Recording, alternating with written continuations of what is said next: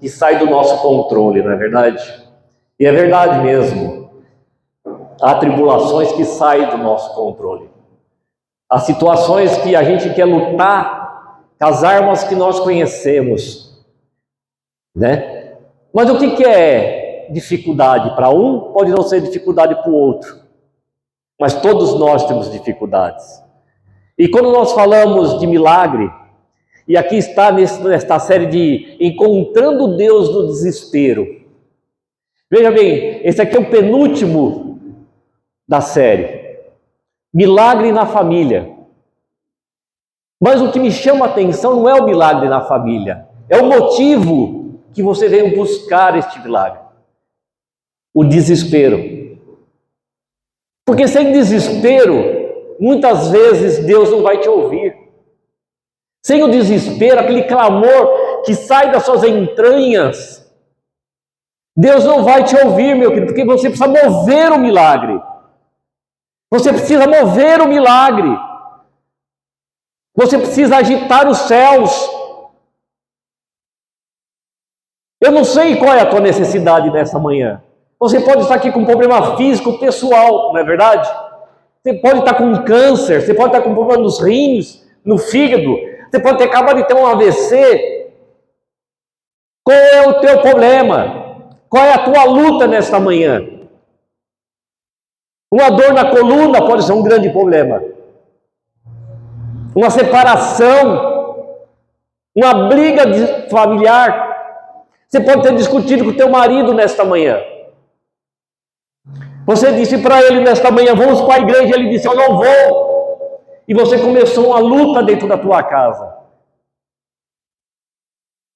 Qual é a tua luta? Qual é o teu desespero nessa manhã? O que você precisa provocar nos céus, para que os céus se abram em teu benefício? E existe um personagem na Bíblia, chamado Jó. E quem já ouviu falar de Jó aqui? Todo mundo conhece um pouco da história desse personagem, desse homem de Deus. E a história diz que Jó estava bem. Jó era um cara tremendo, meu querido. A vida dele corria em rios calmos, numa maré tranquila. Ele estava reunido com a sua família num dia. Eles estavam sentados, comendo, bebendo, se divertindo, os filhos jogando PlayStation, ele alimentando os seus animais, o outro filho polindo o carro, a mulher fazendo lasanha. Isso era um dia maravilhoso, e quem não quer esse dia? O dia estava ótimo, Gisele. O dia estava maravilhoso, o sol raiava desta forma que está lá fora. E tudo na vida deste homem ia de uma forma extremamente tranquila, porque ele era rico, ele era próspero, ele tinha abundância, não tinha problema financeiro. A vida conjugal deste homem estava no topo. Ele se relacionava bem com a sua mulher. Ele não conseguia nem se lembrar da última vez que eles discutiram, que eles tiveram alguma animosidade. Na cabeça de Jó, na cabeça daquela família, não havia problema na terra, porque a família deles estava na terra e estava tudo bem. Diz comigo assim, estava tudo bem. Estava tudo bem. Até que um dia, lá nos céus, se apresentaram a Deus alguns filhos do Senhor, mas também apareceu Satanás. E eu não vou dizer que Satanás tem culpa de tudo, não. Porque muitas coisas que acontecem na nossa vida são provocadas por nós mesmos. Muitas coisas que acontecem na nossa vida, nós provocamos. Mas naquele dia, Satanás estava lá. Ele estava dando uma geral na terra. Satanás estava aqui passeando pelo Jardim Vila Formosa, Rua Caçaquera, e ele olhou para você e olhou para mim. E ele não gostou do que viu. Satanás não gostou do que ele viu. Ele viu você dentro de uma igreja, servindo ao Deus Todo-Poderoso, igualmente a Jó, porque Jó era um homem temente a Deus. Ele não gostou do que viu. E ele moveu todos os seus recursos para destruir aquela família. A mensagem é um milagre na família. Eu espero que Deus fale ao teu coração profundamente. Porque eu não sei a luta sua e da sua família.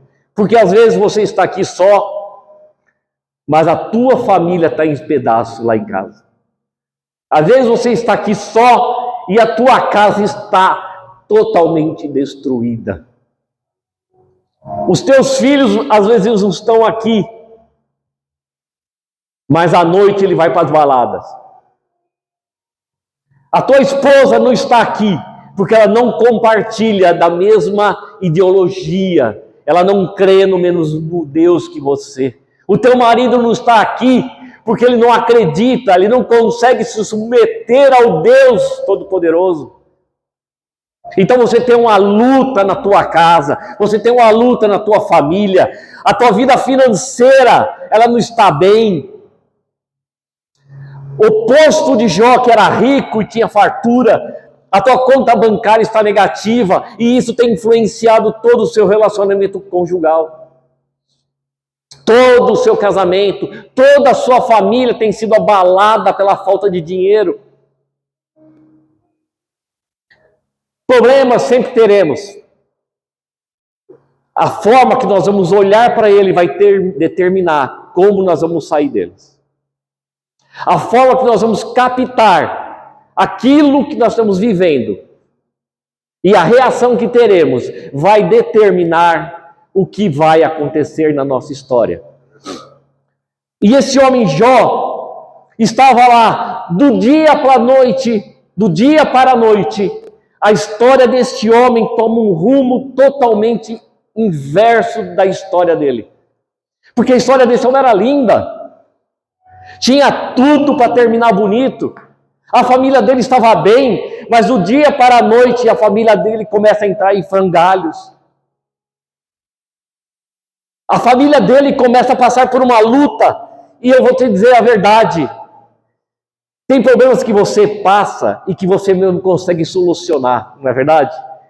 Tem problemas que nós passamos e a gente move daqui, move dali, a gente vai resolvendo.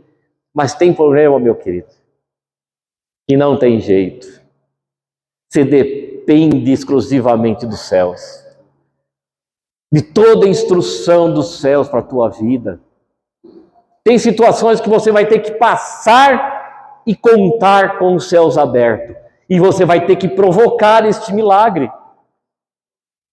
Você vai ter que provocar este milagre. Você vai ter que dizer para o Senhor, dia após dia, Senhor, eu preciso de um milagre. E eu estou aqui, junto com você, para provocar um milagre na minha casa. E espero que você também esteja aqui, com esse mesmo empenho de provocar um milagre na sua casa. Porque dá para provocar, meu querido. Quando a gente lê uma história na Bíblia,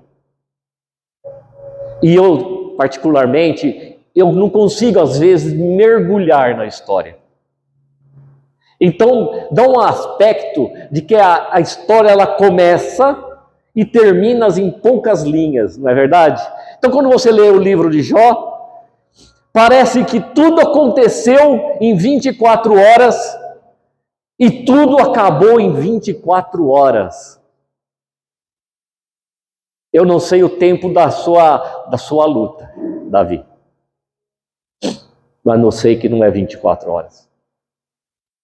Eu não sei o tempo da sua luta, mas não é 24 horas. E quando nós mergulhamos na história bíblica, Nós temos aquela percepção, às vezes, que foi muito rápido. Do dia para a noite, a mulher do fluxo de sangue tocou na orla e foi curada. E é verdade, ela foi. Mas ela foi. Mas muita gente na multidão não foi curada em 24 horas. Passou pelo processo. E passou pelo processo. E passou pelo moinho. E você estava dentro do moinho. Sendo moído. Sendo moído. Moído e moído. E Jó foi moído. Ele foi sendo moído aos poucos. E o sofrimento daquela casa foi aumentando. O sofrimento daquela casa foi aumentando. E aquele moinho foi dilacerando aquele homem. E estava tudo bem 24 horas antes.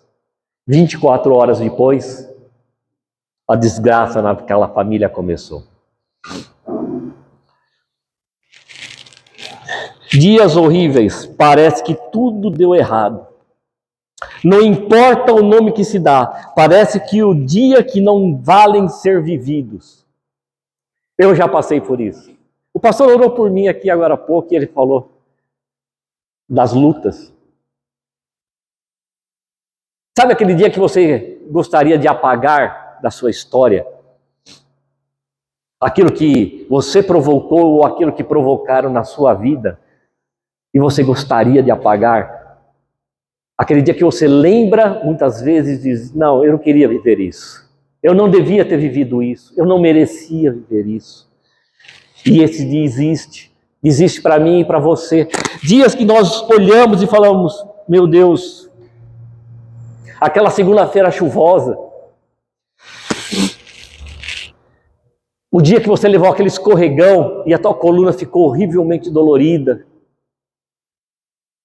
Aquele dia que você levou um escorregão e quebrou o pé. Aquele dia que você saiu para trabalhar e bateu o carro. Aquele dia que você saiu para trabalhar e foi demitido. Você chegou para trabalhar e te mandaram direto para o RH. Eu passei por isso. Aquele dia que você trabalhou o dia todo. E às 17 horas da tarde alguém falou assim, passa no RH. Eu já passei por isso.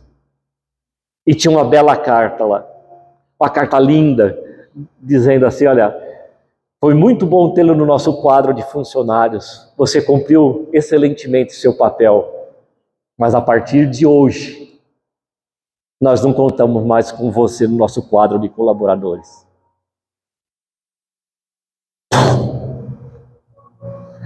Rapaz, estava top antes. A partir daquele dia, veio um peso, Davi, no meu coração. Doeu. A alma doeu. Mas também teve um trabalho que eu provoquei para sair. Em 1993, e muita gente não era nascido, eu provoquei a minha demissão no emprego que eu tinha lá em torno de 12 anos de casa. E achei que estava fazendo a coisa certa. Para mim era o certo. Mas eu não estava sobre o controle dos céus. Porque era aquilo que eu achava. Era novo na fé ainda. Mal conhecia as Escrituras. Eu não me relacionava com Deus. Eu vinha para a igreja, mas não me relacionava com Deus. Eu não sei se você se relaciona com Deus, ou se você está aqui batendo o teu cartão de ponto de final de semana. Você põe aquela roupa linda de ver Deus, que nem essa, assim, ó, ver Deus, e vem para a casa do Pai, mas você não se relaciona. E muito dos nossos problemas está exatamente nisso. Existe um período na Bíblia em que o povo de Deus estava sendo subjugado. E existem alguns livros da Bíblia que começa lá em Esdras, vai até Malaquias praticamente, falando sobre a restauração. E no livro de Neemias, começando pelo livro de Esdras até Neemias, Esdras restaura o templo da casa do Senhor. Porque antes de restaurar o muro, Antes de restaurar o teu problema, meu querido, você precisa restaurar o templo. O templo que você adora, o templo que você busca, porque você quer restaurar os muros como Neemias queria, mas antes de restaurar os muros, você precisa restaurar a tua comunhão com Deus. Deus não ouve infiel, Deus só ouve os fiéis. Deus não ouve infidelidade, Deus ouve fidelidade. Esdras restaurou o templo. Para quê, Wilson? Para que o povo adorasse, para que o povo falasse ao Deus Todo-Poderoso das suas lutas, das suas necessidades, buscasse aquele que poderia mudar a história de Israel. E Deus pode mudar a tua história. Qual é o teu templo que precisa ser restaurado? Você tem buscado a esse Deus que você quer um milagre? Porque os muros serão restaurados, mas primeiramente você precisa restaurar o seu templo com Deus. O templo da adoração. O templo que você se dispõe de ficar de joelho. O templo que você se dispõe a ouvir o Senhor. Porque Deus fala. Só que nós só queremos falar. Mas Deus fala. E tem muita gente não ouvindo Deus. E eu pedi a conta do meu emprego. Porque eu falava demais, mas ouvia pouco. Eu não ouvia minha esposa, mas também não ouvia Deus. Eu precisava de restauração. Mas eu saí do emprego e achava que estava tudo bem. E em 24 horas a minha história mudou. De empregado a desempregado. E dinheiro é que nem vendaval, não é isso? É assim que fala? Dinheiro é que nem vendaval. Ele vem e vai voando. E é assim que aconteceu com o Wilson. Não tinha seguro-desemprego na época. Então você tinha que sair do trabalho, pegar a tua rescisão, guardar uma parte para poder sobreviver até outro emprego. E eu saí e fui fazer aquilo que o meu coração achava que era melhor para minha casa. Aquilo que o meu coração dizia que era bom. E eu não consultei ao Senhor. E como Jó, eu também fui ferido, fui machucado. Só que Jó de uma forma e o Wilson de outra. E nós passamos de 93 até o ano de 94, 95, mais ou menos, muitas lutas na nossa vida financeira. Por quê? Porque eu provoquei o mal sobre a minha vida. Eu escolhi não ouvir a Deus e ouvir o meu coração. Porque o teu coração fala, né? O teu coração fala. E ele fala muitas vezes aquilo que é enganoso, diz a Bíblia. Eu provoquei. Então eu sei o que é passar lutas. Passei luta no meu casamento. Passei lutas na minha vida financeira. Eu vi minha esposa enferma. Eu vi os meus filhos enfermos. Eu vi a minha casa sorrindo. Eu vi minha casa alegre. Então, as tribulações e as alegrias nos acompanham diariamente. Mas que tudo isso tem a ver com Jó? Tudo. Porque a família de Jó estava bem. A família dele estava ótima.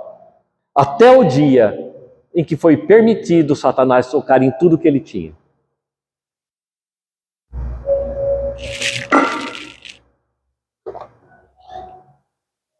Jó perdeu seus bens. Logo em seguida ele perdeu seus filhos.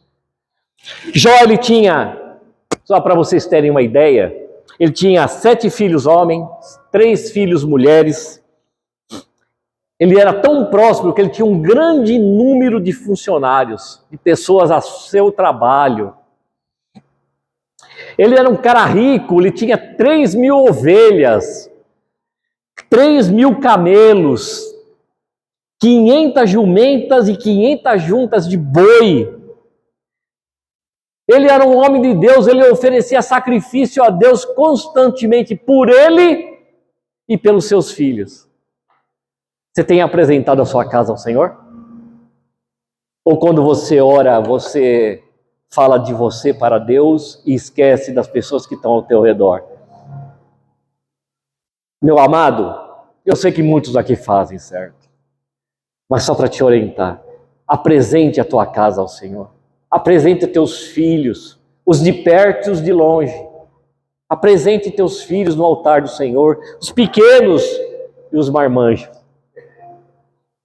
Os que já têm a sua vida estabelecida. Eu não deixo de orar pelos meus filhos. Um dos meus filhos está aqui. Minha filha é pastora, mas todos os dias,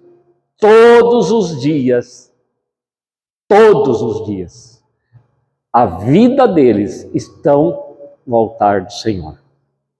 Todos os dias. Te livrou de problemas, Wilson? Não. Vai te livrar de problemas? Não. Mas com certeza eu vou passar por todos eles com uma convicção. Aquele que em mim começou uma boa obra vai aperfeiçoar.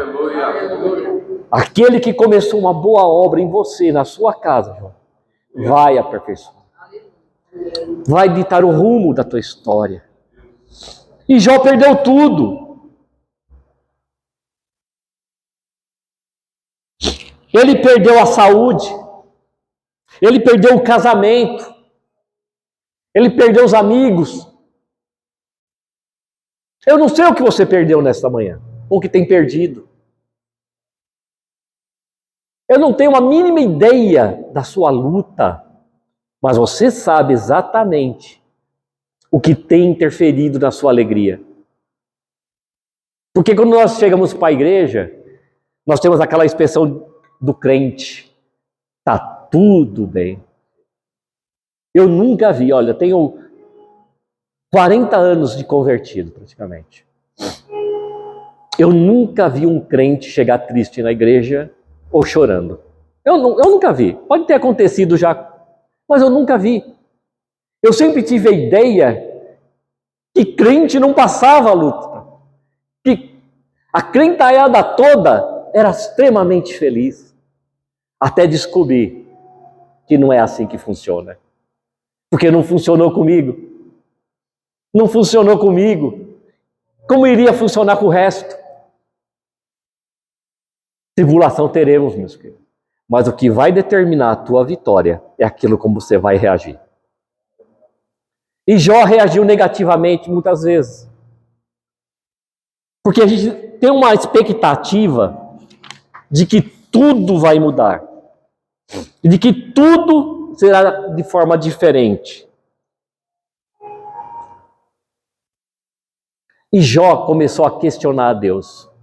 E quem aqui já perguntou os porquê de Deus? Por que acontece isso na minha vida para Deus? Jó fez essa pergunta 16 vezes para Deus. Repete comigo. Por quê? Por quê? Por quê? Por quê? Por quê, Davi? Por que com você? Por quê? Por que com você, Gil? Por que com você? Por quê? Por que Deus? E Deus não respondeu a Jó. Deus não respondeu a Jó. Ele ficou em silêncio 16 vezes. E aí você pergunta, mas por que Deus não respondeu a Jó?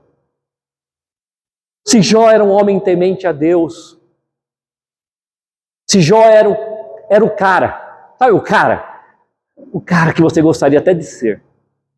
Uma família linda, sacrificava a Deus, aquele crente top que você olha e fala, é esse cara que eu quero ser amanhã.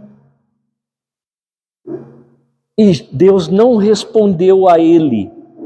Sabe por quê, meu querido? Porque se ele respondesse imediatamente a Jó, a fé de Jó não seria restabelecida e não seria aprovada. Deus quer provar a sua fé. Deus sabe que você precisa. E os porquê não vão mover a mão de Deus. Mas no dia que você mudar o foco da tua pergunta, no dia que você mudar o foco da tua pergunta, Deus vai te responder poderosamente com o teu milagre. Senhor, para que eu estou vivendo tudo isso? E tem um pastor presbiteriano que disse o seguinte, esse pastor chama Lloyd Ogilvie, você deve já conhecê-lo, já ter lido a respeito dele. Ele é um ministro presbiteriano e ele disse, primeiramente, cremos que os problemas, as crises, as perdas e qualquer coisa que não saia do jeito que eu quero ou do jeito que eu gostaria é uma coisa ruim para mim. Tudo aquilo que interrompe o fluxo normal da nossa vida não traz nada agradável para nós. É uma causa de aflição. Não pode ser bom.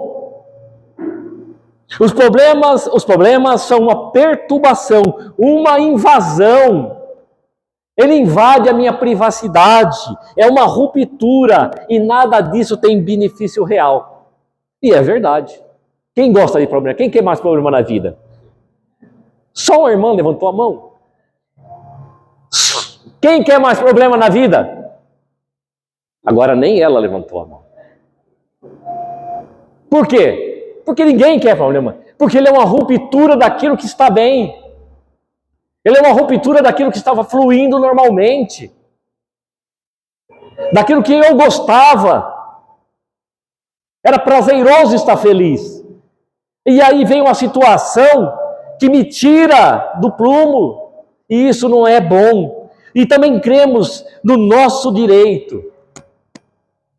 Eu e você temos por percepção que nós merecemos viver uma vida livre de problemas. Nós temos essa percepção, especialmente se somos crentes em Deus. Eu sou crente. Eu sou fiel. Eu sacrifico. Eu venho adorar o Senhor na tua casa. Por que essa luta na minha vida? E era assim que Jó se expressava. Por quê? Porque eu era o cara. Estava tudo bem para mim. Estava tudo ótimo para mim. Eu te servia, os meus filhos eram apresentados a ti, eles te adoravam. Por quê, Senhor? A terceira crença tem a ver com Deus. Se cremos nele e se o servirmos e o seguimos a sua palavra, ele nos assegura, ou nós acreditamos que ele assegura, que nossa vida correrá tranquilamente sem nenhum problema, sem nenhuma dificuldade. Cremos que Deus nos deve um maravilhoso cruzeiro marítimo pela vida. Nós cremos que Deus tem que nos dar o melhor. E o melhor para nós é viver no mar tranquilo. Não é essa a percepção? Não é isso que você quer e eu queremos? Já pensou sair agora para fora aqui e todos os nossos problemas ficaram aqui dentro? Acabaram? O seu, o meu, o dela, dele, acabaram. É isso que nós queremos, um cruzeiro. Vamos sair daqui, vamos nos deleitar pela Rua Caçaquera agora. Estamos todos vivendo a brisa do céu sobre as nossas vidas. Mas não é uma verdade. E não foi assim. A percepção, depois que eu comecei a ler o livro de Jó, começou a mudar. Porque na realidade, tudo que ele passou não foi em 24 horas. Foi uma história. Qual foi o tempo de Jó? Não sei. Mas eu sei que ele sofreu. Ele sofreu muito. Começou perdendo as riquezas. A conta bancária dele, ele tinha conta no Itaú, se eu não me engano. estava positiva lá, ele tinha dinheiro aplicado em CDB, RDB, ele tinha aplicações da XP Investimento, ele estava top. Ele tinha acabado de vender um lote de jumentas e dinheiro é o que não faltava para Jó. Mas foi a primeira coisa que ele perdeu, porque tem coisa que a gente dá valor demais. E depois ele perdeu seus filhos. Eu não sei se alguém já perdeu filho aqui, mas eu já acompanhei pessoas. A nossa madrinha de casamento, ela mora em Serra Negra, que é amiga nossa e amiga dos nossos irmãos ali. Ela é madrinha de casamento. E na Covid ela perdeu o filho. O filho dela tem a idade do meu filho. Eles têm diferença, acho que de 1 ou 2 meses. E ela perdeu. E já vai para 4 anos, né? Praticamente. E eles não se recuperaram ainda. Já perdeu 10. O que você tem perdido na sua vida que tem te feito sofrer demais? O que você tem perdido nesta vida que está te fazendo chorar? O que está te fazendo chorar nesta manhã? Quando o pastor está aqui pregando e as tuas lágrimas descem, não é porque você é emotivo. Eu sou emotivo. Eu já até coloco meu lencinho aqui do lado, porque até quando ele fala até amanhã, eu choro. A lágrima desce. Eu tenho um problema no canal lacrimal, então transborda mais. Mas qual é o teu choro nesta manhã? Quando você fecha teus olhos e a lágrima desce, o que te faz lembrar? A gente cantou agora, Deus de promessa. Qual é a promessa de Deus para a tua vida que não se cumpriu até agora? Que te faz se sentir mal? Você que nos ouve pela internet, qual é a tua luta? Qual é a tua dificuldade? Eu estou falando para um público aqui dentro, mas você está me ouvindo e irá me ouvir muitas vezes. Qual é o teu choro quando você está na solidão do teu quarto? Quando você lembra de tudo que está na sua casa, porque eu acredito que Jó deve ter chorado muito. Quando ele viu aqueles 10 caixões lá no cemitério da Vila Formosa, um na sequência do outro. Por que, Deus? Os meus filhos. Por que, Senhor? E a história de Jó continua, a vida dele continua, porque depois que você enterra, a vida continua. E aí ele vai para mais uma tragédia na sua história. Ele fica doente, ele passa a experimentar as chagas no seu próprio corpo. E olha que ele não tinha nem o SUS lá para ajudar. Convênio médico, então, nem pensar. A situação médica dele era horrível. Ele teve que pegar cacos de vidro e se coçar, raspar no seu corpo, havia sofrimento. Ele poderia morrer do dia para a noite, sem cuidado nenhum. Uma pessoa nessa manhã disse que tomou um Miozan. Alguém sabe quem é Miozan? Miozan é um comprimido para dor. Jó não tinha Miozan. Jó não tinha Neosaldina. Jó não tinha dipirona. Você imagina a dor naquele corpo, as enfermidades avançando sobre ele, e ele passou pelo sofrimento do corpo. E aí, para piorar, a sua esposa, a sua companheira de anos e anos de vida, a mulher dos meus sonhos, a mulher que eu escolhi, a mulher que Deus me deu, ela diz para mim, abandona teu Deus, esse Deus que você sacrificava, e morre. Faz um favor para mim, morre, porque eu não aguento mais te ouvir chorar, eu não aguento mais ouvir as tuas lamentações, eu não aguento mais ver o teu sofrimento, morre. Filho do homem, morre. E seus amigos, que poderia ser um alicerce para a sua vida, criticam ele, os abandona, e este homem fica só. E foi um processo. Você deve estar passando por um processo. O processo do abandono, o processo da solidão, o processo da perda, o processo da falta de recurso. Você imagina como ficou a vida financeira de Jó? Porque antes, a conta bancária do Itaú dele estava lotada de dinheiro, mas ele perdeu tudo. Agora doente, como trabalhar? Agora doente, como produzir? E a mulher que seria o meu apoio e que poderia até me ajudar no trabalho do dia a dia, ela me deixa.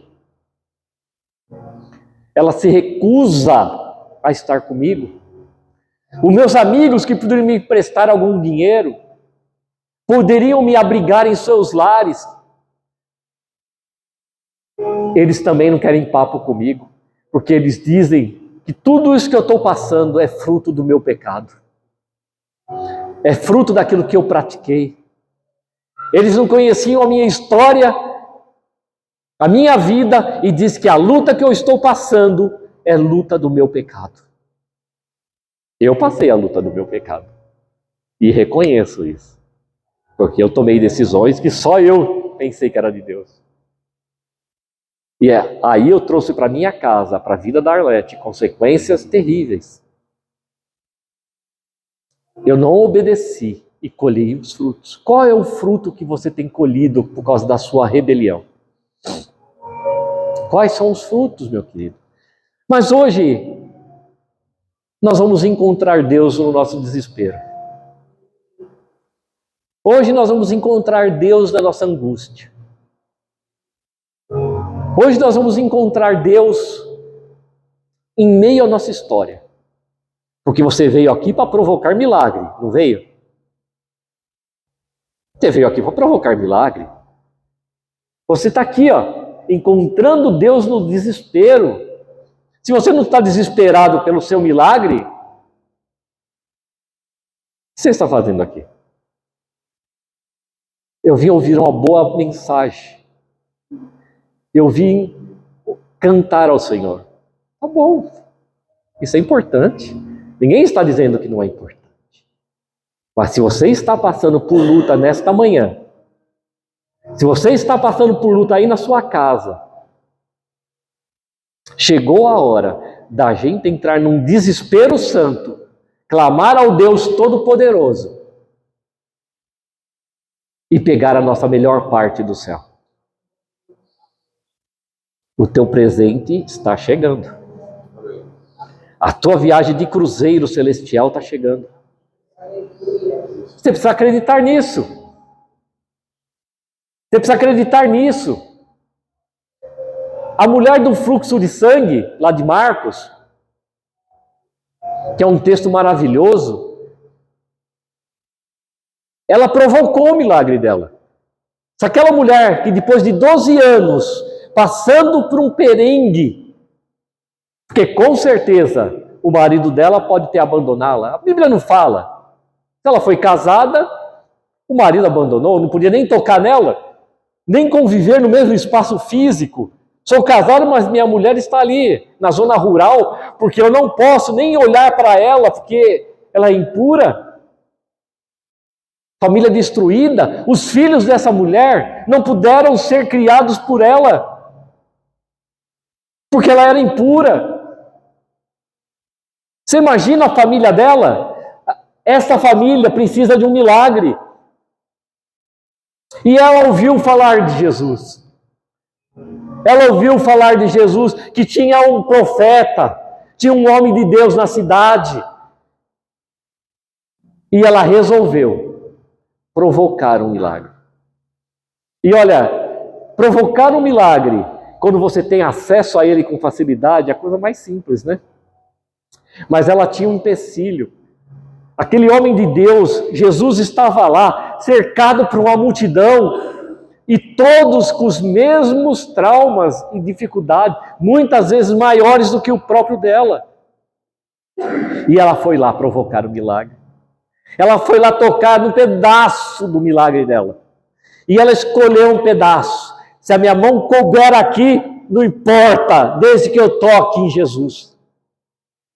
Se a minha mão caber aqui, não importa aonde vai bater, desde que ela bata em algum lugar. E o meu milagre aconteça. Se você mergulhar nessa história, se você fizer